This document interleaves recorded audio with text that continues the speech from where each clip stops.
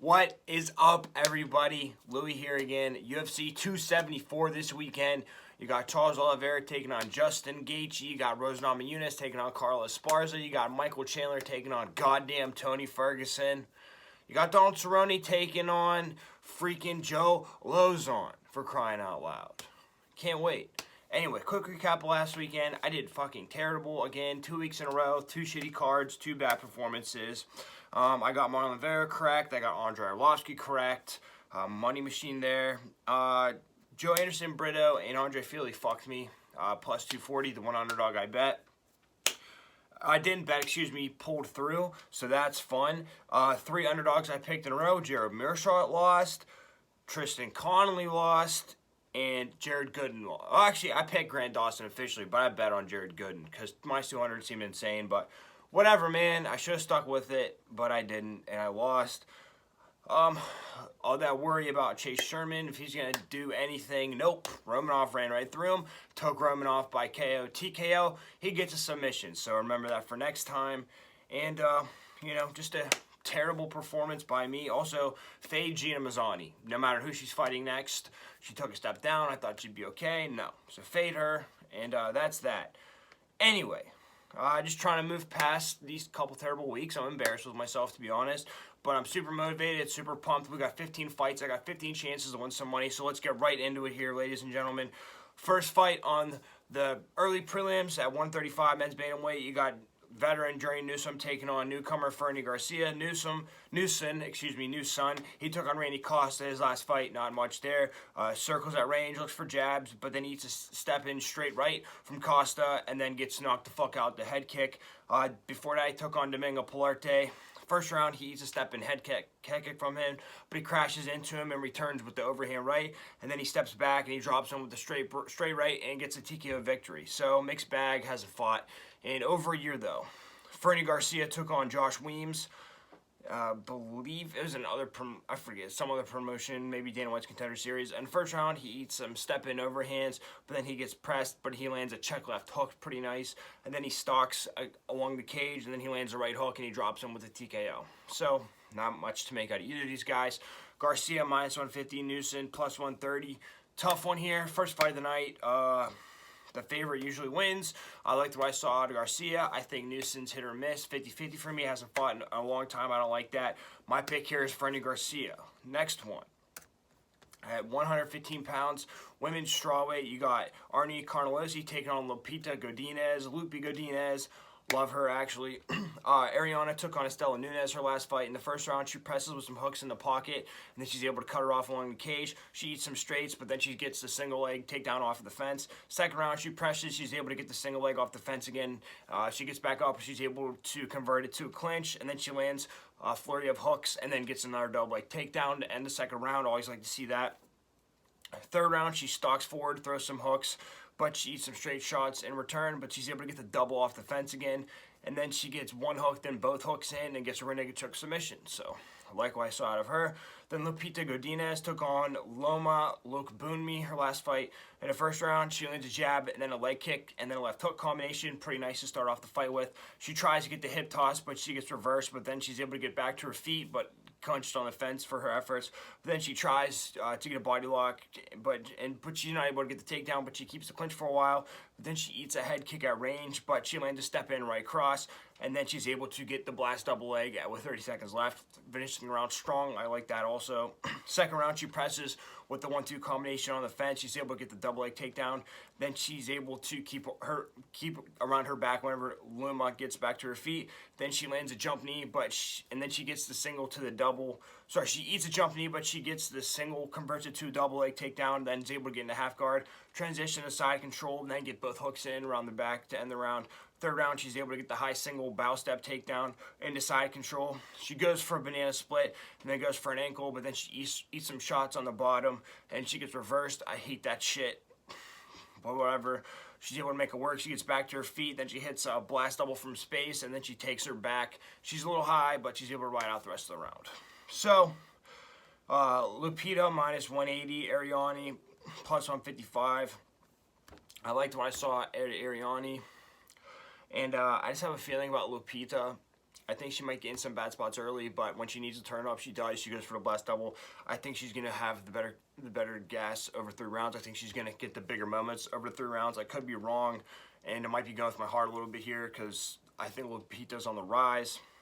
Luma Lakbunmi hits hard, so I'll give her that. I don't know, man. Second fight on the card, lower level women's MMA, but my pick here is Lupita Godinez. I hope I'm not wrong. I really do. Third fight on the early prelims, you got Cleidson Rodriguez taking on CJ Vergara.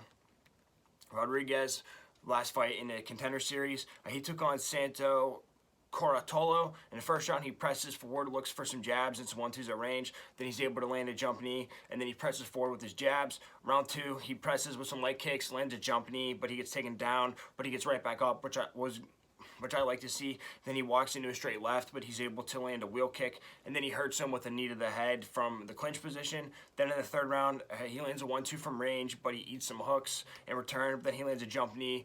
Then he gets the clinch, then lands some elbows and knees, pulls guillotine, he doesn't get it. Go figure, doesn't get a pulled guillotine, don't like that. But I guess it was the end of the fight, so whatever. CJ Vergara took on Ode Osborne his last fight. In the first round, he eats some left hooks as he's coming forward. He can't quite get inside, and he eats a front and some oblique kicks, but he's able to stuff the single leg attempt, and he able to land a head kick in the pocket in the first round. Second round, he eats a 1-3 combination as he's coming forward, but then he lands a lead left hook in the leave that hooks in the pocket exchange, lands multiple, and then he presses with a jab and a head kick, but then he gets taken down, oversteps his bounds a little bit, but in the third round, he presses with some body kicks and some straight rights, but he eats a 1-2 in return, but he's able to get the plum tie, land some knees to the body, and then he's able to hit a lap drop and stay on top for the rest of the round, which I really liked. CJ Vergara, plus 270, Cleidson, minus 350. Cleidson looked okay, but his number one weapon, it was a jump knee, if I want to make it that frank.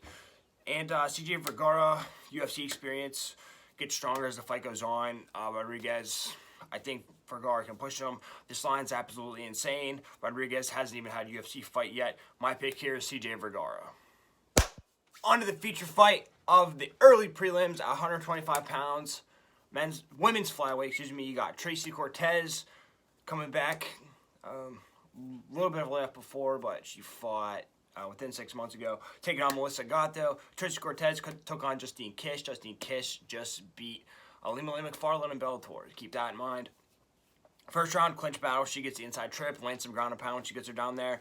She's able to keep the overhook into side control, and then she's able to get the She's able to get the back and get the body triangle right out the first round like that. Second round, step into a clinch. She's able to hit a pass by, pulls her down to the ground, gets her back, and then back on the feet. She lands a step in, right cross, eats a 1-2, and some body kicks at range, however. So not doing so great on the feet, but controlling the ground. Third round, she eats some right hooks when she's coming forward, but then she rushes her, gets the inside trip takedown. She pulls the guillotine whenever, and then she's able to come back up and have a standing guillotine, doesn't quite get it, and then she gets rocked with a straight right off of a body kick at the end of the fight. Does look enough on the ground, showing in the early rounds.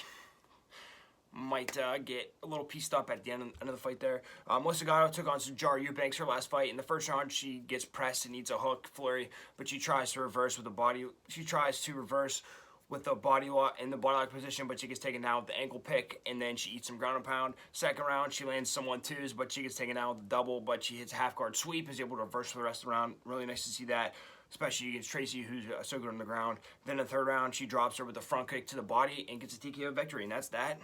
Decent fight for her. Gatto plus 120, Cortez minus 140. Don't know. I'm going to go with Tracy Cortez because she's a little bit better on the ground. Don't know, man. Women's MMA, lower level. Anyway, moving on. 170 pounds, men's welterweight. Co-main event of the early prelims, Andre Fialho taking on Cameron VanCamp. Fialho won me some big money. He's coming on a quick turnaround. He fought on the Bilal Muhammad card about 3 weeks ago, I believe. He took on Miguel Baeza his last fight. First round, he presses with some jabs at range. He eats a 1-2 at range, however, but then he eats a straight flurry on the fence, but he's able to circle out, and he lands some 1-2s, and he stands in the pocket, throws a straight shot. He's able to get the clinch, lands some uppercuts from the clinch, and then Baeza's moving back, and he hits him with the left hook and knocks him the fuck out, and that was that. So Fialho might face some adversity early, but you know, he got it done. So, and he has power. And Cameron VanCamp, he fought outside the organization, a couple different promotions. He took on Kenny GARCIA, his last fight. In the first round, he lands a jab to single pretty quickly, and then he lands some right hooks in the pocket exchange, but between the two of them. But then he's able to defend the double leg with a ninja choke, and then he gets a submission, just a regular front choke. You know, I don't think it'll work in the UFC, but and then before that, a different promotion, he took on Haraz Sayan. In the first round, he lands a jump knee at range, presses forward, lands a 1-2. Then he gets clinched, but he's able to pull the guillotine and get the submission. So he's a guillotine guy. FIALHO is a veteran. We'll see how that plays out. Cameron VANCAMP plus 300, FIALHO minus 400. I hate the price on him. VANCAMP might have a shot here, but FIALHO, I don't know. I think FIALHO can take some damage early and be okay. The price is atrocious. I don't like it, but whatever. My pick here is under FIALHO. Okay, on to the main event of the early prelims at heavyweight 265. Big boys going at it here. Should be fun slot fest. You got Blagoy Ivanov coming off of about a 1.5 year layoff, taking on Marcos Rogerio de Lima. De Lima coming off a big win against Ben Rothwell. Ivanov took on Gotto Sakai, his last fight. In the first round, he stalks at range. He blasts a 3-punch combination, presses with some straights, and he's able to get the clinch. But then he eats some leg kicks in the pocket, but pretty decent first round for him. Second round, he blitzes, but he eats a counter right from Sakai. Then he eats some straight shots and a body kick in the pocket exchange, but then he eats some leg kicks. But he's able to catch Sakai's kick and get the takedown to end the round, so I like that. In the third round, he swings some odd hooks, but he gets countered by Sakai. Then he tries a step-through hip toss, but Sakai grabs the fence and he doesn't get it. Back on the feet, he eats a body kick at range, and then he lands a straight left in a firefight. A little more controlled, picks his shots a little more. Doesn't have a ton of volume, but he has power when he goes. And Marcos Rogerio de Lima took on Ben Rothwell. Not much to say here. First round, pumps some leg kicks at range. Then he lands a left hook and then a straight right, and it really hurts Ben. And then he lands a hook flurry, and he gets a TKO. Could have been stopped a little earlier. Honestly, I thought Ben Rothwell was coming back to his senses, but whatever. Before that, he took on Maurice Green and just literally took him down pretty quickly. And Maurice Green's trash, so it doesn't really count. You know, it is what it is. I don't know too much about Rogerio. I just know he has power. Rogerio plus 125, Ivanov minus 145. I like Ivanov here. More experienced guy. I think he's built to go 3 rounds. Rogerio's not going to be able to take him down. Rogerio might hit him with a big shot. Ivanov absorbed Derek Lewis's big shots, so I think we'll be okay there. Over 2.5 plus 110. I like that for some extra money. But my pick here is Blagoy Ivanov. All right, on to the first fight of the prelims. 125 pounds, men's flyweight. Brandon Raw Dog ROYVAL taking on Matt Schnell. Flyweights aren't getting respect. This is pretty high-level matchup here in the weight class. First fight on the prelims, but whatever. ROYVAL took on Rogerio Bonthrin his last fight. In the first round, he feints some jabs at range. He lands a back fist, but he gets taken down with the body lock. Stupid from him, but able to get back up, and he peppers some straight shots at range, but he gets taken down with another body lock at the end. Then the second round, he lands some leg kicks against the cage, but his kick gets caught. He gets taken down, and he tries an arm bar and a knee bar attempts, but he gives up his back eventually. But he's able to get back to the feet, and he gets hurt with the left hook, and he gets taken down with a double. But then he throws a combination in the pocket, back on the feet. He eats a straight left, but then he gets taken down with another body lock. Not a great second round. I thought he had a pretty good first round. Third round, he eats some overhands. He's coming inside, but he gets blast doubled in the pocket, goes for an armbar attempt, and then he gives up his back. But he's able to reverse with the Peterson and land some ground and pound to end the third round pretty strongly. Relatively close fight. Give it to ROYVAL, I guess. He landed more shots. Bonthrin really didn't do anything on the feet. Matt Schnell took on Rogerio Bonthrin also his last fight. This was last May, so about a year layoff. In the first round, he stands at range and he pumps leg kicks and he looks for some hooks whenever he gets pressed, but he eats some right crosses as he's coming in and eats a left hook, but then he eats a hook when he's going into the pocket, but then he's able to hurt Bonthrin with a straight right and then a left hook to end the round. Second round, he eats some leg kicks at range, but he lands some overhands on the inside, but then he gets rocked with a straight left at range. Then in the third round, he lands a straight and an uppercut when they're on the inside, then he eats a leg kick and a straight right at range when he gets back out. Rogerio is able to get inside, and then he eats a left hook and then a flurry and gets taken down to end the round. So looked okay for the first couple rounds, but that last sequence by Bonthrin just he gave up the fight at that point. But you know, looked okay. Matt Schnell plus 195, ROYVAL minus 240. You got to be careful with ROYVAL. He does some dumb stuff, but he's pretty exciting. Finished Kaikar France, and you know, I thought he was doing all the damage against Bonthrin. Definitely landing more strikes. Price I don't really like here, but I'm going to go with ROYVAL. I just don't see what Machinel can do. They both fought the same guy, and ROYVAL just had a better time, did more work there. You want to go for a supplement over 2.5 plus 135. I like that one. I don't think either guy's going to get finished, or if they do, 2.5 rounds, good to cover it. My pick here is Brandon Raw Dog ROYVAL. Okay, on to the feature fight of the prelims already. Women's featherweight, 145. Macy Chiasson taking on Norma Dumont. I know, but whatever. Chiasson took on Raquel Pennington in her last fight. In the first round, she lands some short hooks in the pocket, eats a body and a head hook in a pocket exchange, but she gets clinched to the fence. Then she lands a counter uppercut on Raquel, and she's able to reverse the clinch and get an underhook, and she's able to drag her down to the ground. Pretty strong first round from her. But then in the second round, she lands a body kick, but she eats a left hook, and then she eats uppercut to the body and a straight to the head from Raquel. Then she eats some straights, and she gets clinched up, but she's able to get the plum tie, land some knees to the body. But then she skirts along the fence, and then she eats some straights to the body, and she gets clinched, and then she gets submitted with the front choke by Pennington, and that's that. So, you know, just kind of got caught, got tired, I guess. Don't know why she's at 45. Don't know why this fight's at 45. But Norma Dumont, she took on Aspen Ladd her last fight. First round, she pumps a jab at range because Aspen Ladd stands at range and does nothing. She does this. That's all Aspen Ladd did. Second round, she jabs, backs out of Aspen, straight shots, goes off the line, then she gets clinched, but she's able to circle out with the overhook. Third round, she lands a jab, then a step in 1-2. She's able to stuff Aspen's double, lands a 1-2-2 combination whenever she gets pressed, but then she gets clinched, but it doesn't matter. Fourth and fifth round, more of the same. Norma Dumont minus 225, Macy Chiasson plus 185. I hate these odds here. And Macy Chiasson has looked good at moments, but I just don't feel confident enough to bet Chiasson. I hate the price, but my pick here is Norma Dumont. I think she'll be able to stay on the outside. I think she'll be able to wear Chiasson down in the clinch. I don't know. I mean, Chiasson's best bet's in the clinch, but I think Norma will be able to stay off her and piece her up. My pick here is Norma Dumont. Let's hope it works out. God help me. Okay.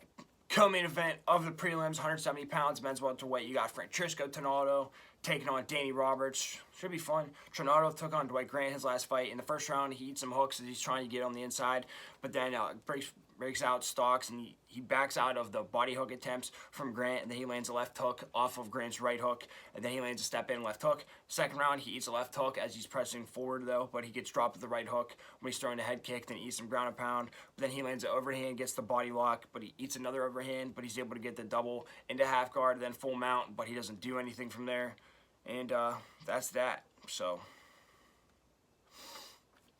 just a little too much, not enough. Sorry, he did too little, too late at the end. Third round, he gets a takedown, but doesn't can't really do much with it. Just kind of getting Dwight Grant is more accurate, and Trinaldo's looking for the big power shot, basically. But, you know, he is able to get them takedowns. So, Danny Roberts took on Ramazan Emeev his last fight. In the first round, he's at range, lands a step in right, but he gets taken down with a single at range, but he attempts a triangle, and then he's able to get up out of it. So I like that. Just doesn't sit there, uses it to get out. And then he lands a left cross on the fence, and he shoots a double, but he eats some knees. And then in the second round, he stuffs a single, and he comes forward, but he gets clinched to the fence, and he gets taken down with the Kimura roll, but then he gets right back up, which is good to see. And then he lands a short left, and then he gets the clinch, but then he gets taken down in the single when they're inside the pocket. And then he tries to go for the triangle, doesn't work out. But then back on the feet, he gets a single, but he's not able to hold him down. And he pops right back up. Then in the third round, he's able to get the collar tie, lands some knees to the body. Then he just rips the body, but he gets clinched, and then he eats a head kick at range. But then he both land some hooks in the firefight. Decent fight, relatively competitive. Danny Roberts, minus 105. Trinaldo, minus 115. You know, it's a tough one here. I know Trinaldo's old. I know he's aging. But, you know, Dwight Grant hits hard, and Dwight Grant didn't hurt him too bad. And, you know, that third round, I really like that out of Trinaldo. He didn't do enough work, but, I mean, if he could just do that a little bit earlier and get the takedowns are there. And Trinaldo hits hard. I can see him cracking Roberts. The line's relatively close, and Trinaldo has so much more experience. My pick here is Francisco Trinaldo. On to the main event of the prelims, 170 pounds, the men's welterweight. Should be in for a banger here. Randy Rude Boy Brown taking on Chaos Williams. Randy Brown took on Jared Good in his last fight. In the first round, he stumbles a little bit for some reason.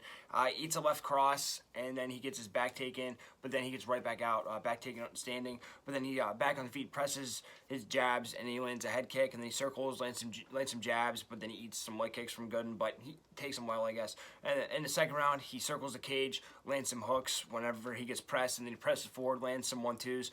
And some jabs, but then he eats some leg kicks from Gooden, but then he lands a couple straight right hands in the pocket, and then a flurry of rights. And then in the third round, he lands a check left hook, then he lands a body kick, then lands a jump knee, and just kind of stays at space, eats those leg kicks, but comes in when he needs to, can crack.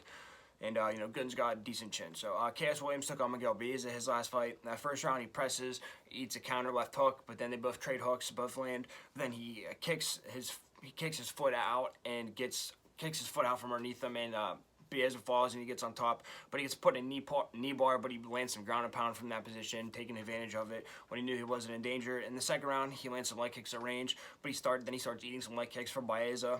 But then he lands a left hook on the inside in a combination, and then he's able to go for the clinch in the firefight, which is surprising. Doesn't just stand there and trade. Tries to get a different position, so I like that. In the third round, he presses forward, eats some hard leg kicks, and then he gets hurt, but he lands a straight right, and then a left, and then another right, and gets the knockout. So that was it, dude. Fight or flight, Chaos fights, and he got it done. So vicious power. Chaos Williams minus 125, Randy Brown plus 105. I can see it going either way. I just think Randy Brown will be able to jab him up, stay at range, pick his shots. If Chaos, a lot of times he'll swing wide hooks and he'll miss. I think Randy Brown's going to make a miss. Plus, he's a slight underdog. I like Randy Brown over 2.5 plus 100. I think it'll go there. I don't think Chaos will be able to get in on him. My pick here is Randy Rude Boy Brown. First fight on the main card, 155 pounds, Donald Cowboy Cerrone taking on Joe Lauzon. Fight, kind of wanted to see, but I don't think it should be on a pay-per-view. I'm sorry. But, have a good time. Cerrone took on Alex Morono his last fight. In the first round, he's able to dip under the overhand. He's get the clinch to the fence, but he gets reversed, but then he eats a head kick in the pocket, but he lands a body kick whenever he gets pressed. After Morono throws his jab, you can see him timing it, but then he eats a right cross from Morono, throws a right, but he eats an overhand right, and then he gets rocked, and then gets hit with a flurry by Morono. Morono just unleashes on him, hooks knees, and just gets TKO'd. Cerrone kind of had enough. And, Morono had a game plan of starting fast because Cerrone starts slow. So, good win by Morono. And Cerrone just a little slow, like he would shoot for takedowns, but didn't finish them. Joe Lauzon took on Jonathan Pierce. This was a few years ago. In the first round, he lands a jab and then a 1-2 in the pocket. Lands a leg kick, and he presses forward, lands a 1-2, and he hurts him. And then he lands a straight right, and he's able to get the body lock trip takedown. Gets the back mount, able to get the half Nelson in, and he's kind of trapped and just ground and pounds against TKO. Very vicious, very smart from him. I really like that. I haven't seen that before, so that was interesting. And I liked what I saw. And the 2 years off, I think it's going to help Joe, honestly. I think Serrano's taking too much damage. I think Joe avoided some damage. And this is a fight he wanted to get motivated for. If he wanted to come back for this one in front of fans, that's what he said. So I like that. Joe Lauzon plus 160, Cerrone minus 190. This line's way off, dude. My pick here is Joe Lauzon, easily. And then Joe Lauzon to finish by anything, plus 275. Hit both of those, dude. I think that's free money there. Lauzon's a fast starter. We saw that at his last fight. Cerrone's a slow starter. Morono is fast starter. Cerrone, slow starter. I think Lauzon will be able to just take it to him pretty much. I just think Cerrone's a tad behind everybody now, and I think Lauzon's going to be fresh. My pick here is Joe Lauzon. Second fight on the main card. Again, another one that should not be on pay-per-view. Pay-per-views are $75 now, whatever. You got Mauricio Shogun Rua taking on Ovis St. Preux. It was a rematch. I don't know who won the first one, and it doesn't really matter. It was a long time ago. Rua took on Paul Craig. His last fight, in the first round, he presses, but he eats some body kicks at range. He lands a straight combination, but he gets taken down with the blast double, but he's able to get up. But then he eats some knees to the head from a front headlock position by Craig. But then he gets doubled again. He gets his back taken, but he's able to swim out and reverse the position, and then get in a half guard, land some ground and pound. So, pretty good stuff out of there. Paul Craig's elite now, I guess. You know, so not a terrible first round for him. Second round, he presses his jab, but he eats some leg kicks, but he lands a straight right, but he gets taken down with the single, and he gives up his back, gives up the back mount, and submits to ground and pound. So, but, you know, Paul Craig's good now, man, so. The same PREUX took on Jamal Hill. His last fight was Tanner Boser, but he was a heavyweight. This was his last fight at 205. Both got, yeah, well, this is about a year ago, and then Craig and Rua was about a little over a year ago. St. PREUX fought more recently than that, but at heavyweight, so I'm not really going to count it. Jamal Hill, he took, in the first round, he circles out range, he gets pressed, and eats a 1-2, but then he walks into some straight body shots by Hill, but then he lands a body kick in the pocket, and then he lands some leg kicks. But, you know, Hill's just kind of feeling him out at this point, trying to find his range. In the second round, he lands some side kicks, but he gets pressed with jabs and overhands from Hill. Then he gets cut off on the cage, and then he eats an uppercut and some overhands, and then a straight right, and then he eats a straight flurry and some knees to the head, and then just gets TKO'd by Hill. So Hill finally found him, cut him off. St. PREUX good at staying at range. I land those leg kicks, but it was kind of just a matter of time. St. PREUX minus 240, Shogun Rua plus 195. And, St. PREUX coming back down from heavyweight. I don't like that. And, I don't know, man. I just think this line's disrespectful again. Paul Craig's good. And, I don't know, man. This is kind of a garbage fight, to be honest with you. Like, two lower-level guys, both on their way out. They've taken a lot of damage. I don't know, man. Go with the underdog. My pick here is Mauricio Shogun Rua. All right. It's time. The featured fight of the main card. 155 men's level, you got Iron Michael Chandler taking on Tony Elkukui Ferguson. Chandler took on Justin Gaethje's last fight. Chandler stalks and bounces at range, and he's in and out, but Justin lands some jabs whenever Mike presses him. Mike lands some straight rights, and then he lands a jab in the pocket, and then a step in right, and he pumps his leg kicks, and he hurts Justin with a couple 1-2s, but then Justin hits him with a big counter left hook, but then Mike rocks him a little bit with the 1-2, then Justin is able to land the uppercut, then Mike lands some jabs and an uppercut, but Justin lands the uppercut when he gets pressed, and then Justin's able to stuff Mike's blast double from range. Second round, Mike pumps the jabs, but eats uppercut against the fence, and then Mike presses, and then he gets dropped by Justin with that uppercut just out of range, and Chandler coming in with his hands down, so it's on him. But then, you know, Chandler holds on to that single for dear life, and then Gaethje lands a ground and pound flurry for the front headlock. But you know, Justin realized he wasn't going to finish him there, and you know, Chandler's tough and just hung in there and got him out of the position. But then Justin lands a lead uppercut and then a lead right hook. Whenever Mike is just kind of standing at range, and then Mike lands a right cross in the pocket. And in the second round, in the third round, Justin lands a jab and then a leg kick, and then Mike blitzes with the body hooks, just kind of stands in the pocket and rips him.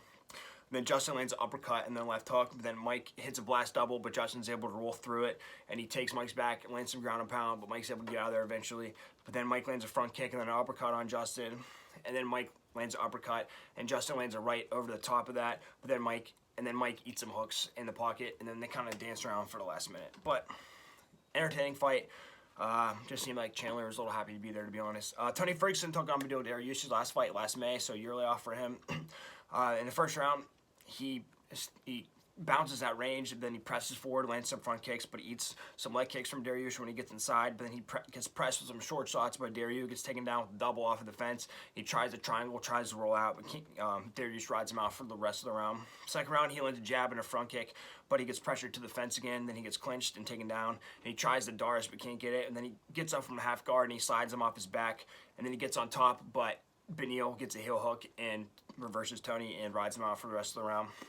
Third round, he jabs when he gets pressed, but Beneil slips and shoots him to the fence, and Beneil's able to slip his jabs, kind of work through it, and then he shoots him to the fence, and then he takes him down with the single leg, and they're in the north-south position, and then Tony kind of tries an Ezekiel choke sort of, but it doesn't really work, so Beneil just stays disciplined on top and rides him out for the majority of the rounds. Doesn't take too much damage, but you take a look at the betting line, and Tony Ferguson plus 290, and Michael Chandler minus 380. This is a tough one, but I don't know exactly how Tony's going to do it. I think Chandler might beat his ass in the first round, but I don't think he could finish Tony Ferguson. Justin Gaethje really didn't finish him. They just called a stop to it, kind of a mercy thing. And then Tony Ferguson doesn't tap from Charles Oliveira's arm bars, so I don't know, man. I don't know exactly how Tony's going to win, but I just think Chandler might get tired trying to finish him, and then Ferguson might get on top, land some elbows, or even from standing, and he might get a standing TKO, or it might get like 10 round or something like that. I don't know, but this line's ridiculous here. A little disrespectful. My pick here is Tony Ferguson, over 1.5, minus 170. I really like that one too. But my pick here is Tony El Cucuy Ferguson. On to the co-main event of the night. Women's strawweight, 115 pounds. For the title, Thug Rose Namajunas taking on Carla Cookie Monster Esparza, a rematch from a long time ago. Let's see what's going to happen here. Okay, Rose Namajunas took on Zhang Wei Li, her last fight in the rematch. In the first round, she lands a leg kick and a straight blitz. She gets taken down with the body lock, but she's able to shrimp, and she's able to push off of her hips. And after a while, she's down there, but she's able to get out, and then she walks into a head kick. Not a great first round for her. But then in the second round, she eats some hooks in a firefight, but she eats a right hook as she's pressing forward. Eats some leg kicks. She gets rocked with a left hook as she's coming in, but then her head kick is caught and she gets taken down. But then back on the feet, she's able to get the outside trip in the clinch battle, land some decent ground and pound to end the second round. I still give the second round to Zhang, or I guess I'm almost close. Then in the third round, she lands a step in overhand right, and then she steps in, lands a 1-2, but then she's able to lock the overhand. And then, she rocks her with the overhand, lands a 1-2, eats a left hook in the pocket, but then she gets taken down with the double in the third round. Then in the fourth round, she lands a leg kick, but she eats a straight right, and then she's able to return. And then she lands some kicks, but she gets taken down with a single, and then she gives up her back. But then she explodes into her, and she's able to reverse her and ride her out and do some decent damage on the ground in that fourth round. Then in the fifth round, she stands at range, and then she lands a step in straight right, and then gets the blast double and rides her out for basically the whole round. And that's exactly what she needed, and she lands some decent ground and pound there. Close fight. I guess you can give it to Rose.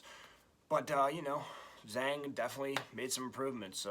But I think Rose is aware of that, she knows it's gonna get harder, and she knows that Carla already beat her, so I'm taking that into account, hopefully. And then Carla Esparza, about a year ago, she took on Yan Xiaonan. In the first round, she lands a blast double immediately whenever she gets pressed, and then she's able to get to side control and lands some elbows from side control, busts her open. Then in the second round, she gets pressed, and she eats a 1-2, but then she circles, stays at range. She's able to catch her kick and then get the takedown into side control. Take her time, very patient, eventually work the crucifix, land down some hellacious elbows, gets a TKO victory. And then, Yan Xiaonan, in that matchup, people were kind of worried about that for Carla, and she just ran right through her, and Carla never gets a finish, but she did this time. And then Xiaonan, she fought Marina Rodriguez to a very close fight. So, Carla Esparza definitely deserves to be in this fight. Carla Esparza plus 170, Rose Namajunas minus 200. I don't like the line here. I really don't have a great reason.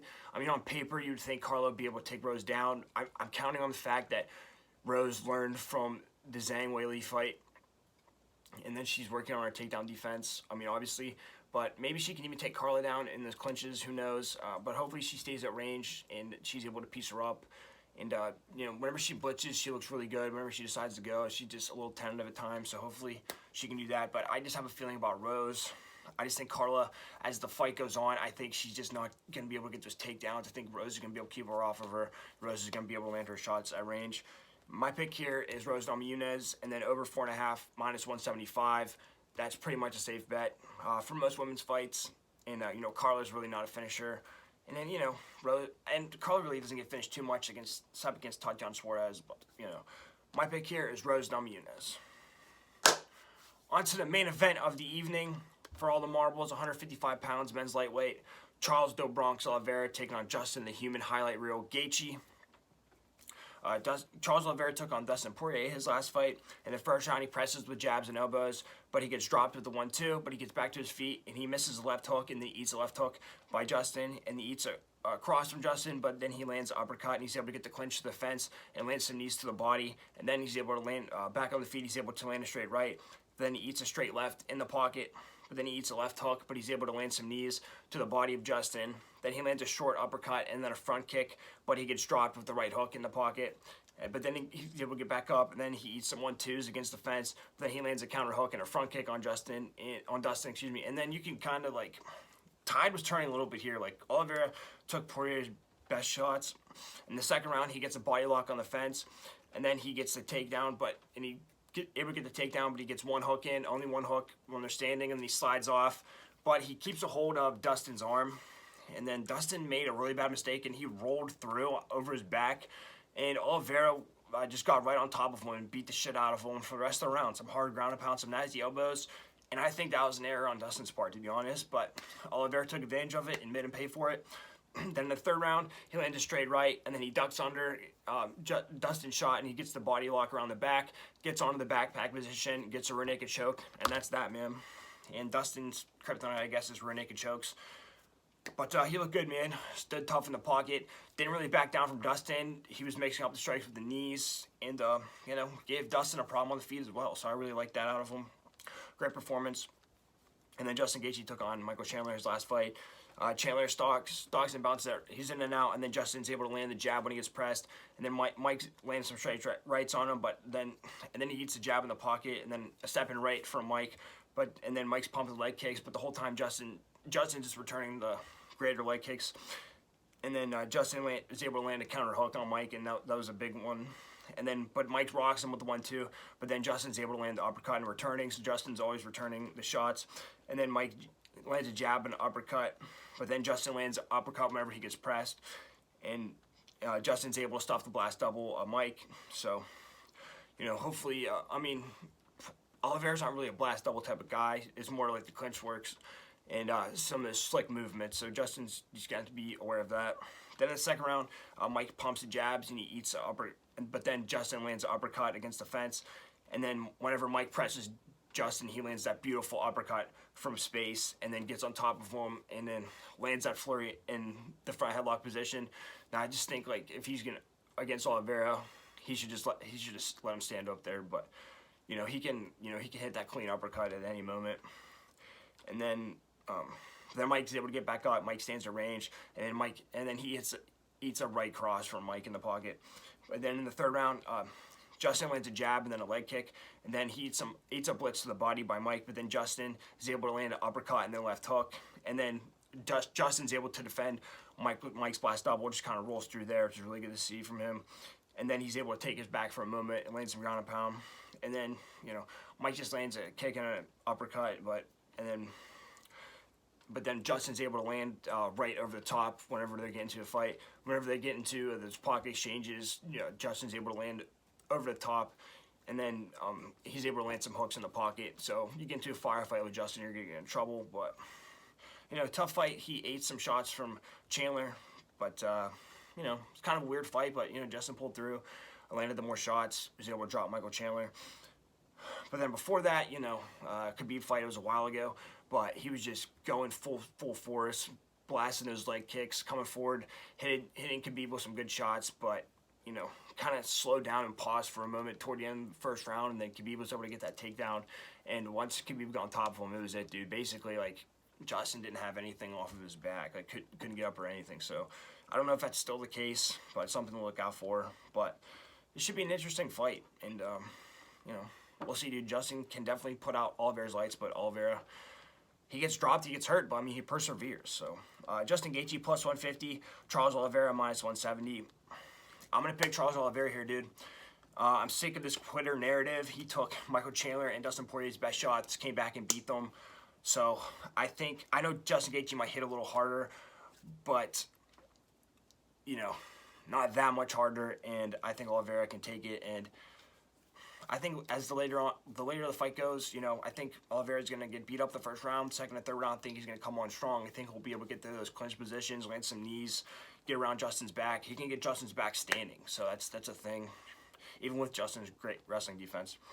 And then quick supplemental bet, sub by Oliveira plus 120, then knockout or TKO by Oliveira plus 650, which he can do. So sprinkle a little bit on both of those, honestly. I like those. But my official pick is Charles Do Bronx Oliveira. He retains. All right, everyone. Sorry about the shitty couple weeks, but thanks for sticking with me. I appreciate it. Leave a comment down below. Let me know any tips you guys got, because obviously I still need to learn things. In the description, Twitter, Instagram, Snapchat. Check that stuff. Follow me. I'll do a quick recap. You can ask me a question on there. I appreciate it. This 15 fights, this should be a good card. Not the best pay-per-view card, but I mean, those 3 fights are incredible. They're getting me through the work week, so I'm really excited for that. Anyway, guys, I appreciate it. Thanks for the support. Let's see some violence. Let's see the champions retain their belt, and let's see some money.